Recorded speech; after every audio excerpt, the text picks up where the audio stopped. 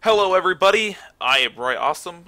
This is actually my first Planetside 2 video I've ever recorded, and I'm here to talk about my first impressions of the new lattice system. And I'm getting killed by a TR guy. So, the new lattice system is out on the test server. You can download it from the Planetside website. It's pretty cool. It's pretty neat. It is awesome. It is exactly what this game needs in order to really succeed. And it's good to see this work being done. I really like it. However, there's a couple issues that I've seen. Keep in mind that none of these issues. I haven't played this game or played this system in a full fight yet. It's only been ghost capping. I don't think there's very many people on right now. Yeah, there's nobody here. So haven't really seen this in action completely. But there's a couple of things that I think that are going to have. There's a couple of problems I can kind of see that are going to happen when this actually goes live and everybody's playing this. So I'm going to talk about those a little bit. And yeah. So I'm over here at Sarva Biolab, which is a wonderful little place that actually kind of encompasses every single problem that I think is going to happen. And this is kind of a microcosm of what the entire rest of the continent is going to see. My first issue with the new system is biolabs, in general. Biolabs are wrong in the new system. They're designed for the old system. They're very good for the old system, but they're just kind of awkward in this one. In Elatum, the adjacent bases, Broadcast Hub, Research Lab, and Botany Wing, all of these except for Botany Wing, have a teleporter inside of them. In the old system, that works great because those bases flip rather quickly. In this system, not so much. The teleporter takes 15 minutes to switch teams, which is bad. It's not bad. It's not ideal. It takes too long. So the fact that there's teleporters in Elatum Research Lab and Elatum Broadcast Hub is kind of awkward. I think that Sarva has the same issue in a smaller set, except they have a teleporter right over here that is bound to the D capture point, which is fine. D capture point is very nice. And in fact, it's kind of... I have a solution for these. I think that they should be moved. I think more... the teleporters at Elatum, Rashnu, all the other biolabs should be like this one right here. The one that's at D. However, instead of being tied to a capture point like this, which actually... nope, that guy killed me. Instead of being tied to a capture point like that, which can be flipped easily and contributes to the base capture, I feel like the capture point should be instead tied to the old capture mechanics for the forward bases. I think we should put a couple of these around inside this base. For example, in Sarva, it's actually a really good base for this because there's a whole bunch of base buildings down below. So throw one of those capture points that don't actually contribute to the capture in down there and have them control different things, like teleporters, like jump pads, like stuff like that. It'd be kind of cool. It would give, which kind of bleeds into my next point, which is concurrent objectives. It gives concurrent objectives for you to capture and hold, and it doesn't necessarily contribute to the capture of the base. It helps you take the base. You cannot make an argument to me that says that in the old system, ignoring the adjacent bases, the forward spawns, doesn't help you capture the base. It helps you capture. It's very important for capturing the bases. But it doesn't necessarily contribute to the actual cap. I don't really care about this base. So, yeah. My next thing, and I'm going to actually... so that's the biolabs. That's a minor problem. I feel like the biolab was just a small oversight for the system. The system, I don't know. It's really easy. It was probably really easy to turn these forward spawn bases into actual like territories, and so it probably just slipped by them that they forgot about the teleporters. But I mean, you have to actually think about what to do to those teleporters. I like the concept of, if you can treat a biolab, any biolab in the game, you can treat it on an axis. You have a north-south axis here on Sarva, which encompasses you have the two landing pads, And then you have lifts that lift up to those landing pads. The controlling factor of those lifts is the Sunder park down below. It's easy to kill a Sunder. You just drop down there, put some C4 on it, hit it with some rockets, etc., etc. The thing that stops you from killing it is the enemies in the way. So let's add another. So that's two axes. You have your north and south axes. We also have an east and west axes. This I feel should be the capture points that lead to the teleporters. Put the teleporter somewhere around the east and west side of these bases, and put capture points next to them. The controlling the north-south sides is placing a Sunder there. Controlling the east-west side is placing a capture point that you actually have to control. I think that it's intuitive. In order to get into the base, you must line up with the axis of the base, and it makes sense. It fixes the problem if you accidentally forgot about the teleporters. Where do you put those? And then it also fixes another issue of like concurrent objectives, which I'm going to talk about later. So that's Biolabs in a nutshell. They need a little bit of work. They need a little bit of rethought. All the other bases are fine. There's not accidental oops, we forgot about this mechanic. So Biolabs. Another issue. Okay, so the biggest issue I see with the rush lanes in general is we now focus fights. Previously, you land at Coromed Labs. What could you attack? I could attack the Uplicode, I could attack shipping, solar, excavation site, comm array. I have this base. I can attack any base around here. Actually, let's look at Esamir, because Esamir hasn't changed. Let's look at this. I take Sierra Lucidine Post. What do I take? What can I take aside from that? Apex Genesis, Stillwater Watch. I can take Not Amp Station, Echo Valley Substation, Ice Attack Plant, and Geological Survey Camp. I have all these options. This allows us to diffuse the fight. You get 100 people crash landing into Sierra Lucidine Post. Everybody gets to make their own decision from this point forward where to go next. I could go. 20 people can go to Apex, 30 people can go to Knot, 10 people can go up to Stillwater, etc., etc. This is regarded as a bad thing, and this is what the rush lanes are trying to fix. However, it breeds its own set of problems. I take West Highlands checkpoint. I'm in C. I'm pushing up from Elatum. I've got 100 people in my group. Me and my 100 friends are taking West Highlands checkpoint. We take it. Woohoo! We win. Where do we go next? Indar comm array. We have no other choice. Me and my 100 friends, we don't send 20 people off to Seabed listening post. We don't send 100 people or 30 people off to Indar excavation site and diffuse out our attack. No, we all go to Indar comm array. These bases aren't designed to deal with this many people. We have to. SOE had to specifically design bases. Dahaka Amp Station, Hamar Tech Plant. These bases had to be very, very carefully designed to support 100 players fighting in them. They have multiple concurrent objectives. There's multiple things you can do. There's generators. There's towers you can take. There's forward spawns, etc.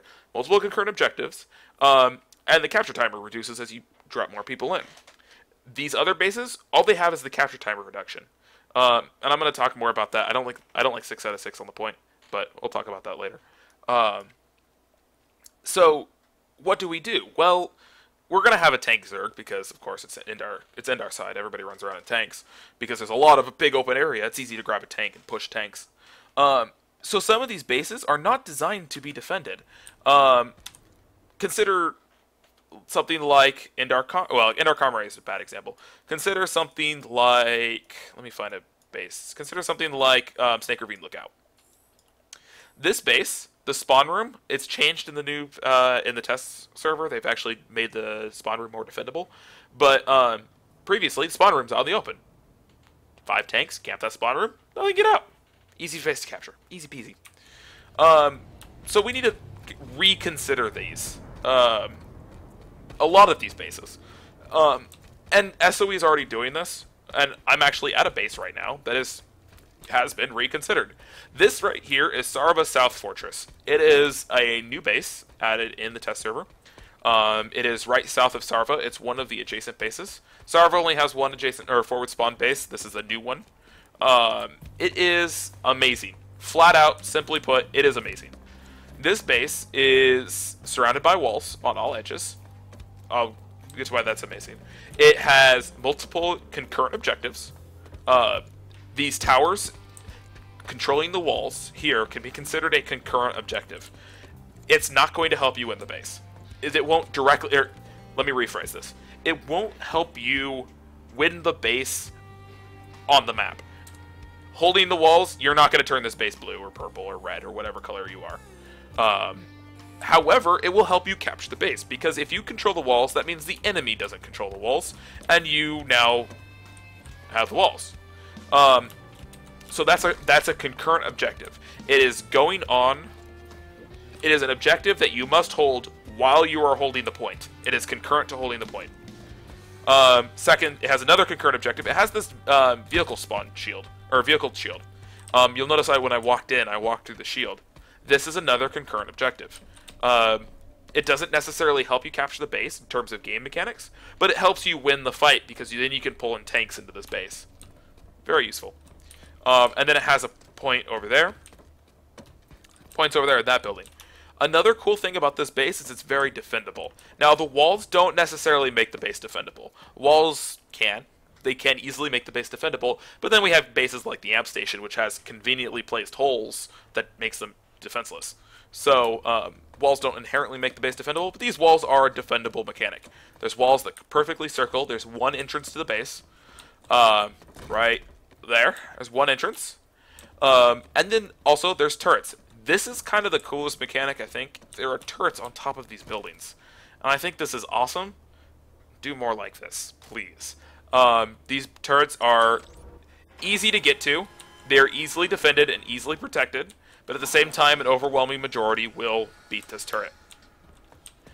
Another thing about this base is it has a vehicle spawn, or a player spawn point that is nice and defended. If I drive in with a tank into this base, I cannot hit the spawn room. There's a building in the way. There's a bridge in the way. There's a big satellite dish shooting purple laser in the way. If I'm attacking up towards the spawn point, there's this wall here. I have to actually go inside of buildings and fight in order to get up to the spawn room. This makes this base incredibly defendable. Why is this a good thing? Now, everybody says, oh, we need more defendable bases. This is really important for the rush lanes. Not so much the old system, but for the rush lanes, having a defendable base like this is vital. Why? Because we're going to throw 100 people at this base. Simply put, if I take Alkali Shipping, if I'm coming from Dahaka and I take Alkali Shipping, where do I go? I go to Starva South Fortress. I have no choice. I literally have no choice but to take this base.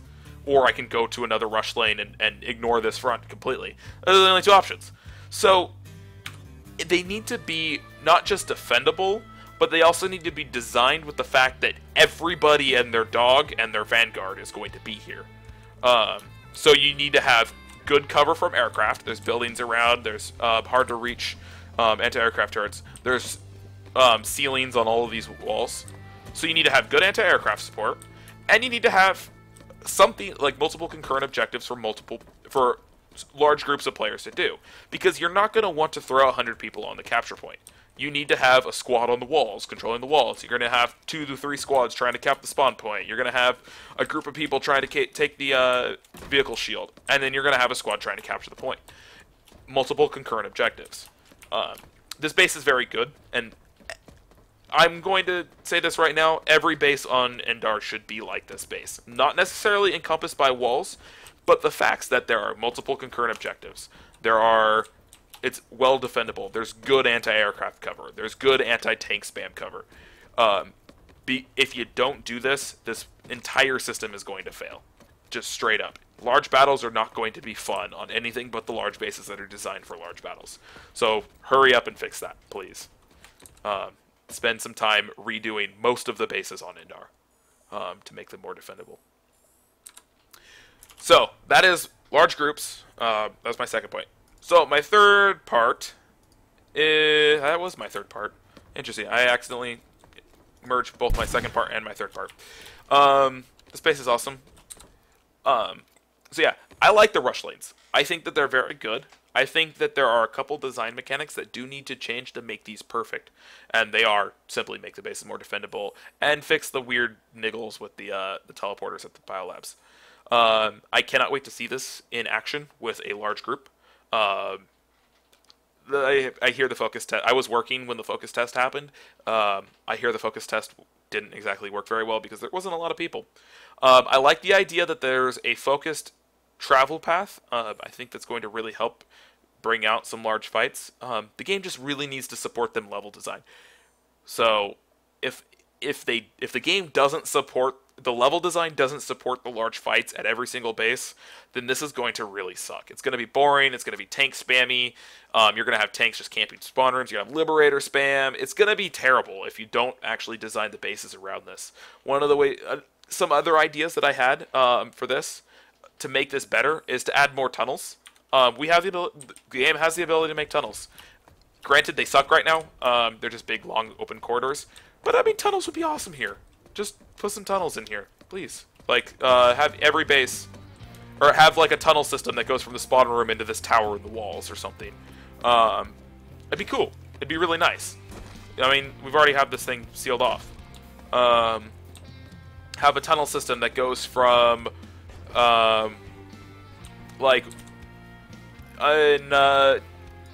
what is it?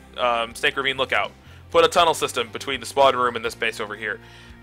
Give the defenders an ability to defend this base, especially when, in fact, there's going to be 100 players there. Finally, oh, I forgot about something. Finally, capture times. One of the big changes of this game is that the capture timers were now made uniform based on adjacency. I had captured this base, and it doesn't matter how many adjacent territories I have around me, it's going to take about 15 minutes to capture. I think it's 15 minutes. I'm not 100% sure on the actual number.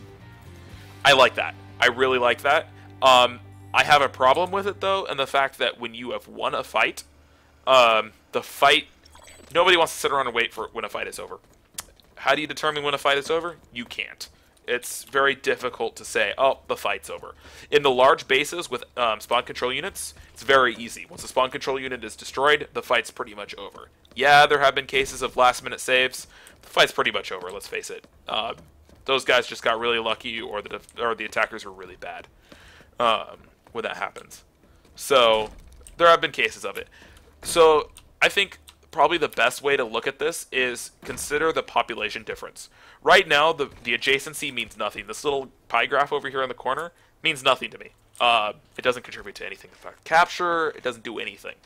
So I actually, an idea I had, I discussed this a lot with my roommate, who also plays this game, is to actually determine influence by number of players in the area and do it as a proportion, a total percentage of the attackers versus the defenders. And that will actually help. I think you can determine capture speeds based on how many defenders and attackers you have here. If you have 100 attackers and 5 defenders, those defenders are not going to win the base. I'm sorry, guys. You can have all these dreams of impassioned defense. If you are critically outnumbered, you're screwed. So make the capture timers go a little bit faster when that is the case. It streamlines a little bit, and don't take me saying this is streamlined as I'm trying to casualize this game. It streamlines the capture mechanics if you are winning overwhelming majority. It brings in new classes of victory. You have an even fight could give you more experience. An uneven fight could give you less experience. Make it de-incentivize large groups crushing small groups. And you can do that based on the influence of large groups versus, or defenders versus attackers, the percentages between them. It would help the system a lot, and I feel like it would help, especially help the large numbers of people moving around, because sometimes you're just not going to find a fight. It'll help you really, really want to defend a base if they're getting deep in your territory. Finally, it'll also help ghost capping. If you go based on proportion of attackers, defenders, that means you know how many people are in the area attacking and defending this base. If you have like one person attacking this base, and then the proportion goes to 0%, like there are no attackers and no defenders in this base, excuse me, then stop the capture timer. If it's getting ghost capped and we know it's being ghost capped, there's no one here, stop the timer or reset the timer back to the defender. They didn't stick around to cap the base. Screw up. Also, you can make the timer go slower if there is only one person here. Another option. So, knowing how many people are here and deciding capture timers based on proportion of defenders versus attackers is very, very, very critical, I feel. Especially in the new rush lanes. Because you're going to have overwhelming majorities in certain situations. It's just going to happen. It's going to happen more than it happened before. So, thank you for watching my video. This is the first Planetside 2 video I've ever made. I hope that you guys enjoyed it. If you have any feedback, please feel free to leave a comment in the video on YouTube. Send me a message on Reddit if you have any feedback, or post on the post when I post this on Reddit. You can also hit me up on IRC. My nickname is Roy Awesome there on irc.planetside-universe.com. Check us out. You can follow me on Twitter. I write content analysis, show off like unreleased content out of the game files, because I work on that stuff too. So you can hit me up there. At Roy Awesome is my Twitter handle. It's kind of cool. Yeah. Thank you for watching, and